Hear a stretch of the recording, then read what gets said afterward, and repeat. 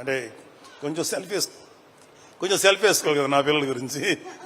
తప్పదు, ఎవరు సెల్ఫ్ వాళ్ళు వేసుకున్నారు. ఇక్కడ మన డబ్బా మనమే కొట్టుకోవాలి కదా.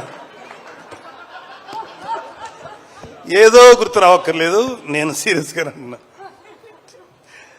Niharika my sweetest kid. ఎంత స్వీటెస్ట్ అంటే ఇలాంటి చిన్న పిల్లప్పుడు ఒక 3 ఏళ్ళు ఆ టైం ఉన్నప్పుడు ఇంకా స్టార్ట్ అవుతుంది కదా. 4 ఏళ్ల తర్వాత 5 ఏళ్ల తర్వాత అమ్మ ఇండిపెండెంట్గా పడుకోండి అంటే ఆ బెడ్రూమ్లోకి వెళ్ళి పడుకునేది. వాళ్ళమ్మ వంటింటికి వెళ్ళాక సైలెంట్గా వచ్చింది, నేను ఇక్కడే పడుకుంటాననేది. సరే అమ్మ, మరి మీ అమ్మ తన్నేసి బయటకు పంపుతుంది కదా, అమ్మ చూడకుండా దాచిపెట్టేది. అప్పుడు నా షర్ట్ తీస్తే షర్ట్ లోపల దాక్కునేది. అప్పుడు ఇంత ఉండేది కదా, ఇంతే ఉండేది. దాక్కొని పడుకొని పద్మ వచ్చేది, ఎక్కడుందని దాని తెలుసు, పడుకుంది. పద్మ లేదు, పద్మ ఇక్కడ అని చెప్పాడు. ఇలాగేదో సో ఒకటే చెప్తున్నాను. ఇప్పుడు ఇందాక ఒక పాప ఎవరో ఎమోషనల్ అయ్యింది.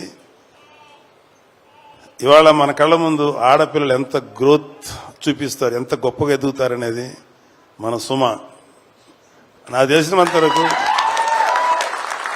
సుమ కామెడీగా మాట్లాడుతుంది, సరదాగా ఉంటుంది. కాబట్టి నేను ఎప్పుడు సుమాని కామెడీగా తీసుకోను. ఎందుకంటే నాకు తెలిసి ఈ రోజు కాకపోయినా ఇంకొక 1 year తర్వాత 2 years తర్వాత అయినా డెఫినెట్గా సుమ ఒక లెజెండరీ యాంకర్, లెజెండరీ హోస్ట్.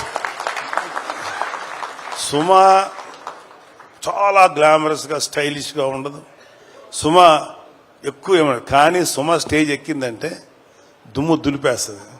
నేను చూస్తే సుమ ఉందా, పర్లేదు కొంచెంసేపు మనకి టైం పాస్ అవుతుంది అని. అలా ఉంది సుమ.